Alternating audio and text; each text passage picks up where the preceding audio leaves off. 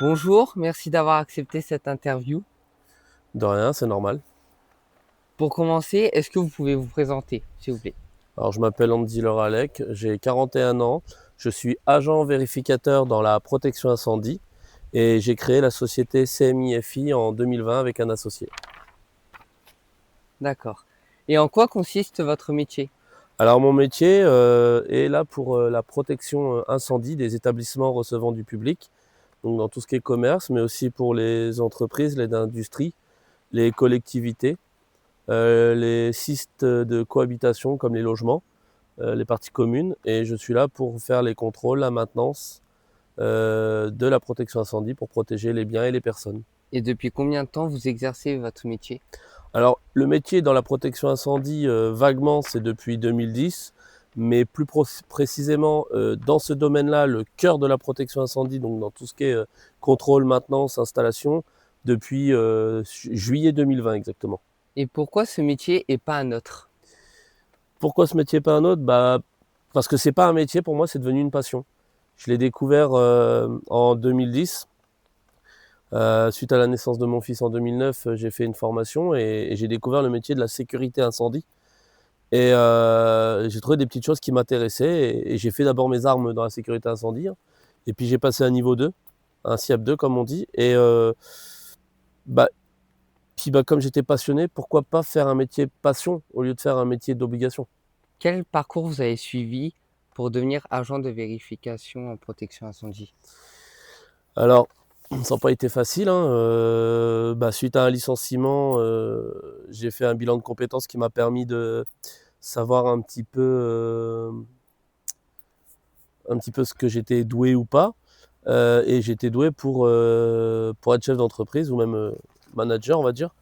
Et comme je voulais être dans la protection incendie, j'ai décidé de monter mon entreprise. Donc la voilà, c'est MIFI.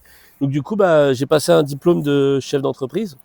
Et après, je suis retourné à l'école. Donc au total, j'ai fait à peu près un an d'études, hein, mais pas consécutifs, hein, des petites semaines à droite à gauche, au CNPP à Vernon.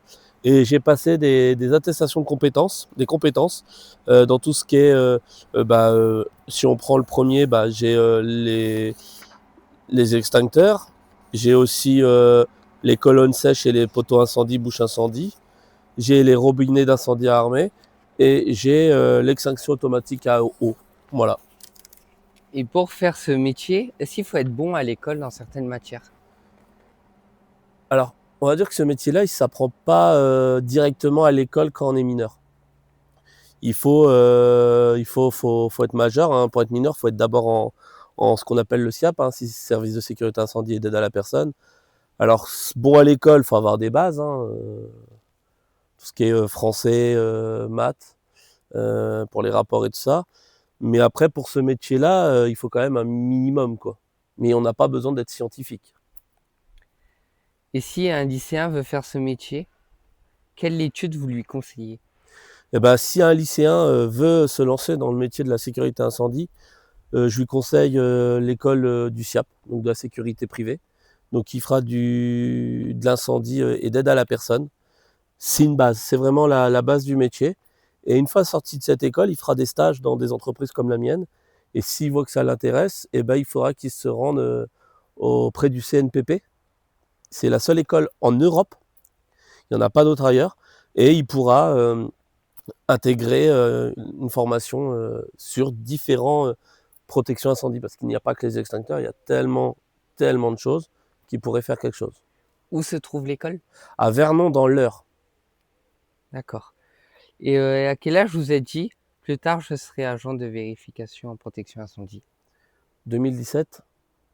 C'est en 2017 quand j'ai passé mon SIAP 2. Alors j'avais quel âge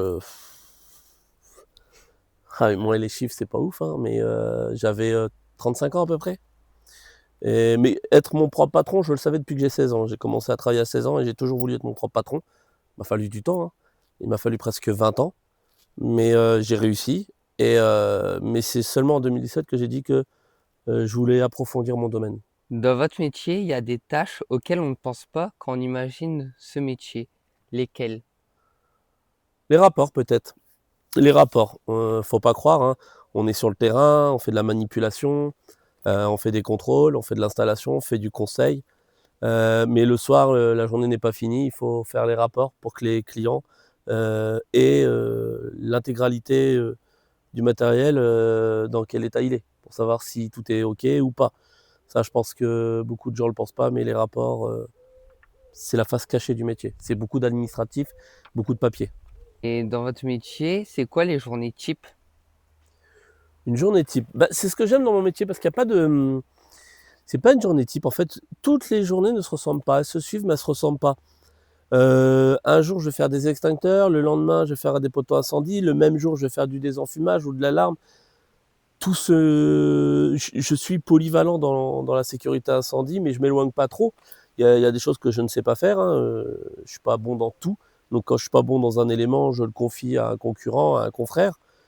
Mais on n'a pas de journée type. Mais déjà de base, on se lève le matin. Ça, c'est déjà pas mal. Faut se lever de bonne heure.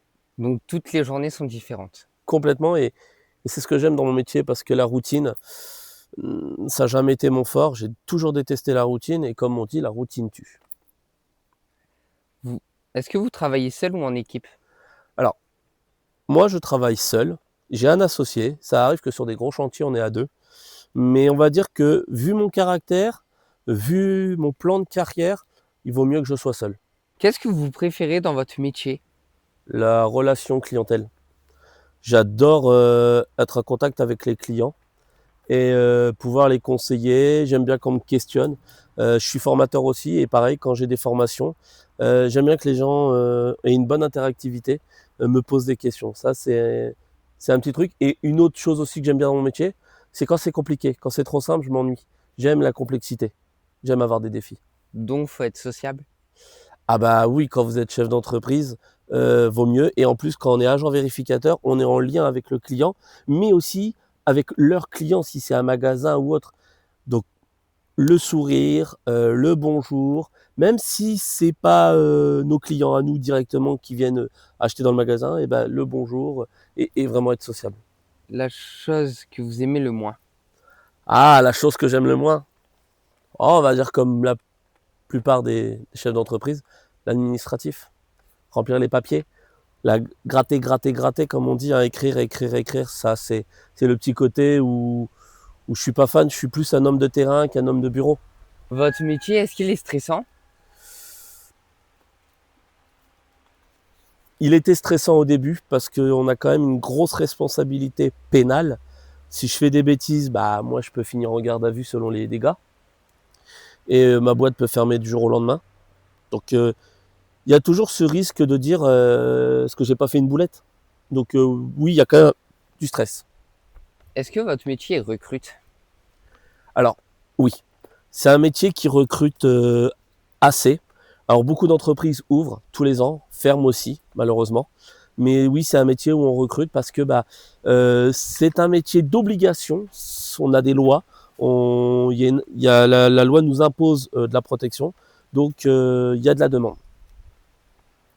Et votre métier, vous pensez qu'il pourrait être remplacé par l'intelligence artificielle? Ah, l'intelligence artificielle me fait un peu peur, hein, c'est vrai, je ne vais pas mentir. Mais dans le sens où c'est un travail manuel, il faut être sur place.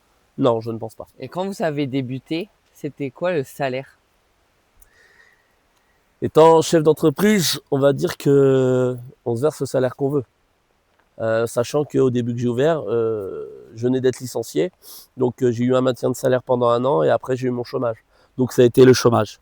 Donc le chômage que j'avais à ce moment-là, vu mon antécédent, je touchais 1600 € net par mois.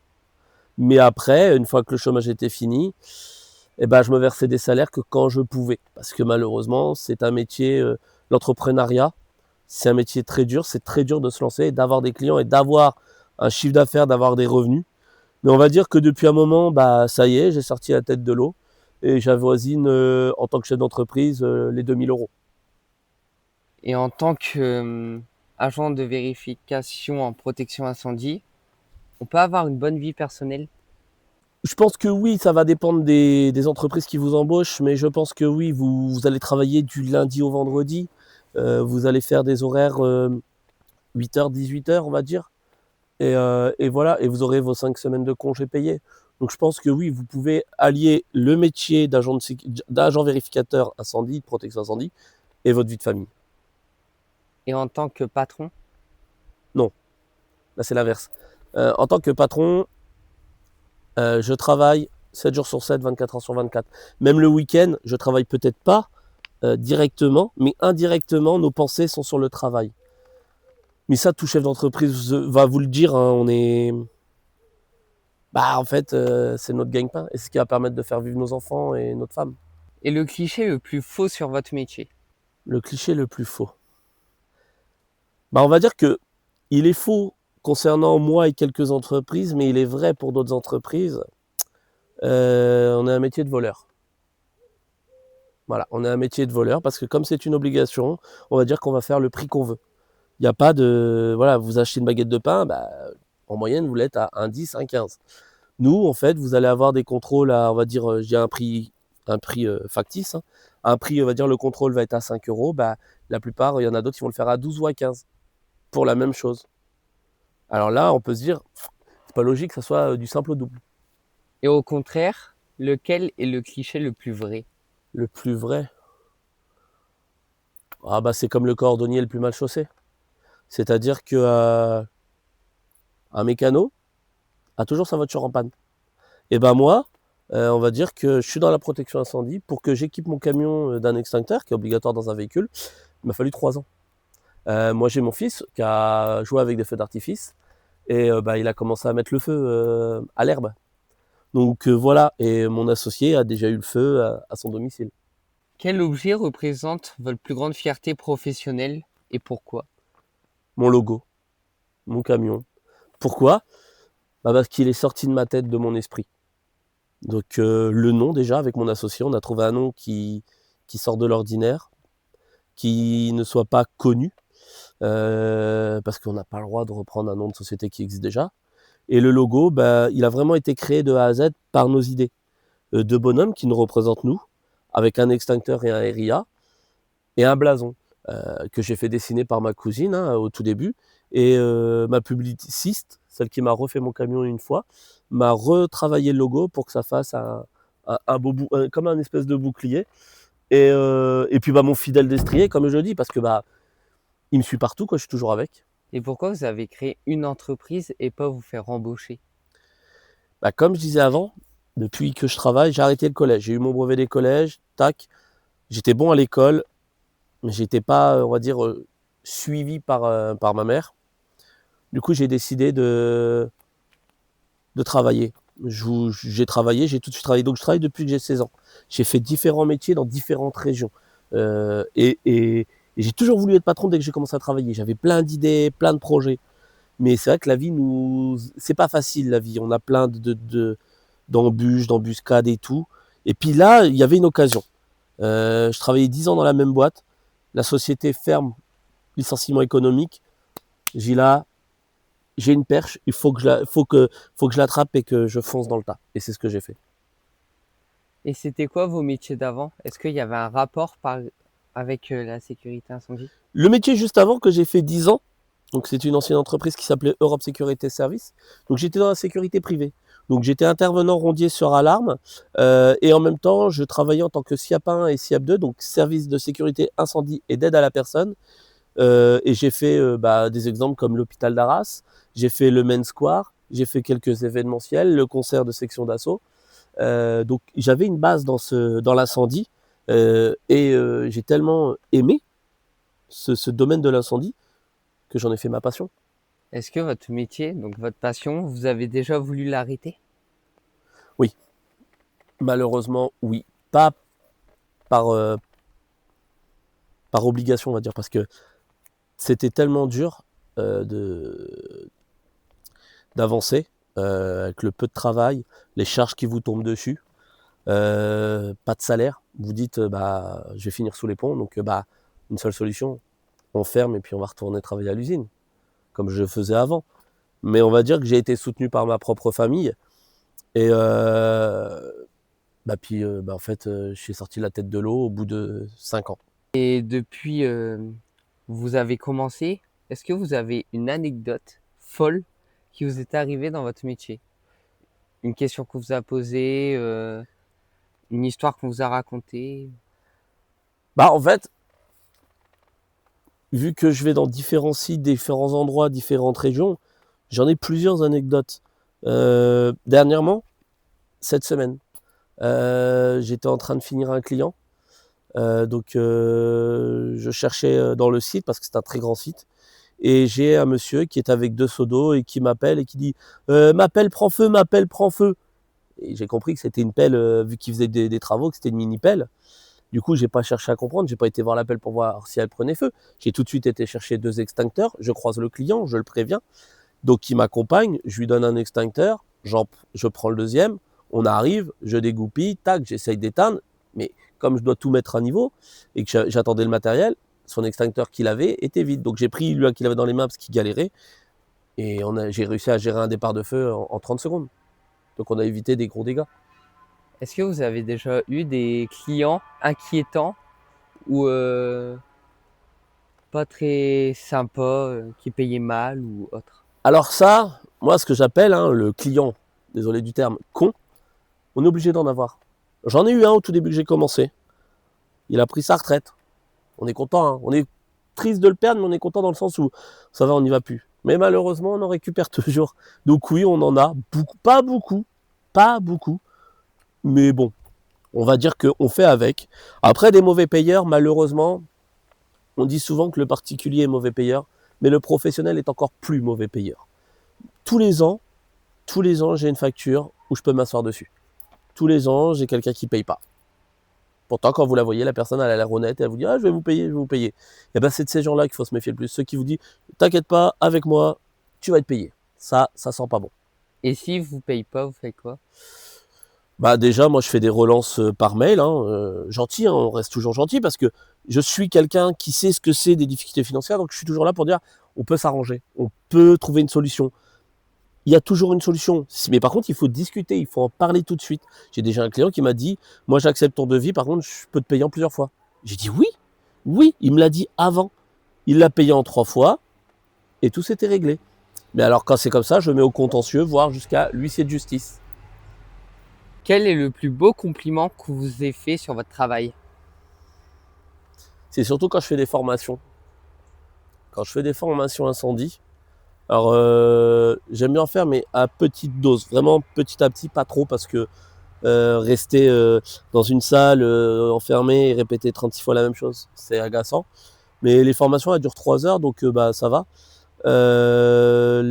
C'était au musée, un musée de la dentelle à Caudry, où le personnel a vachement apprécié ma formation, m'a dit que c'était vivant, que c'était comme un one-man show, et qu'ils ont adoré, que c'est passé super vite et qui voudraient recommencer, quoi. Si votre métier était un film ou une musique, lequel serait-ce? Un film, mon métier, alors ça n'a pas trop de rapport, mais on va dire c'est un vieux film, hein. C'était Backdraft, c'est sur les pompiers, le retour de flamme. Donc on reste dans ce domaine-là. Donc c'est plus ça, voilà. Et la musique? Alors là, on va faire cliché, hein, allumer le feu de Johnny Hallyday. Ou alors, pour les plus anciens, c'est Charlie et Lulu dans Le feu ça brûle et l'eau ça mouille. Et dans votre métier, vous avez un objet indispensable. Oui, Lequel? c'est vrai que je me sers tous les jours pratiquement. Franchement, 90% je m'en sers. C'est ma pince à plomber. C'est pour plomber mes extincteurs, pour les sceller, ou alors les armoires. Du désenfumage, ou d'autres choses. Mais cette clé-là, bah, je l'ai depuis que j'ai ouvert l'entreprise. C'est toujours la même. Je change le plomb parce qu'on a un plomb à changer tous les ans avec l'année en cours. Mais ouais, je m'en sers tous les jours. Et si votre métier d'agent de vérification en protection incendie, vous pouvez l'échanger contre un autre, quel métier? Qui a rien à voir. Qui a rien à voir. Il y a un métier que je dirais pas non. Il y a même deux métiers où je dirais pas non. Mais il y a un métier, alors, il y a un métier où ça serait formateur ou instituteur, hein. Mais bon, vu mon caractère et la génération maintenant, j'ai une grande chance de finir en garde à vue. Parce que on n'a pas le droit de leur mettre une petite fessée, mais voilà. Mais sinon, c'est la cuisine. J'adore cuisiner. Alors, par contre, quand c'est votre métier, vous n'avez pas le choix, vous le faites tous les jours et tout ça. Moi, j'aime le faire, comme c'est une passion, je le fais quand j'en ai envie. Mais c'est vrai que la cuisine, je dis pas non. Et quel super pouvoir vous serait le plus utile dans votre métier? Ah, très bonne question. Ah ouais, c'est quelque chose qu'on pense pas, hein. Quel super pouvoir. Je vais dire qu'en ce moment, j'aimerais être Flash. J'aimerais être Flash, me déplacer à la vitesse de la lumière. Ça me permettrait de pouvoir satisfaire tous mes clients au plus vite. En ce moment, on a beaucoup de problèmes de livraison des fournisseurs et je prends beaucoup de retard et ça serait top. Et pour rattraper votre retard, pourquoi ne pas recruter? C'est vrai. Moi, au tout début que j'ai ouvert avec mon associé, on a dit que le jour où on aura besoin de recruter, on recruterait quelqu'un en situation de handicap. Quelqu'un en situation de handicap ou quelqu'un qui ne peut plus être pompier suite à une blessure, suite à un accident. Et on voudrait donner cette chance à des personnes en situation de handicap. Car mon associé a une fille en situation de handicap. Cette cause nous touche beaucoup. Mais on va dire que j'ai un souci de délégation. Je ne sais pas déléguer mon travail. Et quand on ne travaille pas de la même façon que moi, j'ai du mal. J'ai travaillé quelques années à la méthode japonaise que j'ai adorée et que j'ai gardée. Et pour moi, c'est la seule méthode qui fonctionne. Vous l'avez travaillé où cette méthode? Bah, en fait, en France, hein, j'ai travaillé 3 ans à Toyota. Et là-bas, ils ont une école. Et on nous apprend à travailler à la méthode japonaise. Et après, bah, y a les Japonais qui débarquent aussi et qui analysent votre travail. Et quel conseil auriez-vous aimé recevoir plus jeune?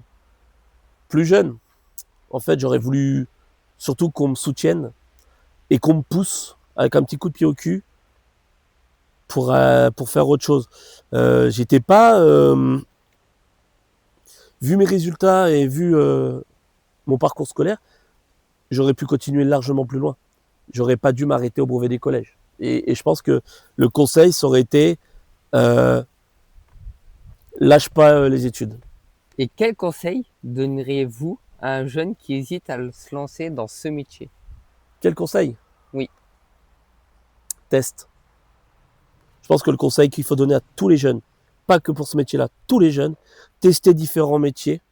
Je sais qu'on ne vous donne pas la capacité ni la possibilité, qu'on n'a pas de temps non plus. Mais moi, je vous dirais, foncez. Cherchez pas, n'ayez pas peur de frapper à la porte des entreprises. Testez différents métiers. Parce que au jour d'aujourd'hui, plus personne fait le même métier de A à Z. Puis, faites un métier qui vous plaît. Alors, dans n'importe quel métier, vous n'aurez pas 100% de que du bon. Vous aurez toujours une partie que vous détesterez. Mais je pense que le conseil que je donnerais à un jeune, c'est teste. Teste des métiers, tente, fonce. Comment ils peuvent tester? En demandant des stages. Mais il faut aussi que les chefs d'entreprise ouvrent leurs portes, qu'ils arrêtent d'être enfermés sur eux-mêmes. D'accord. Merci à Andy Leralec d'avoir partagé son expérience. J'espère que cette interview vous a permis d'en apprendre davantage sur ce métier. À très bientôt pour une nouvelle rencontre.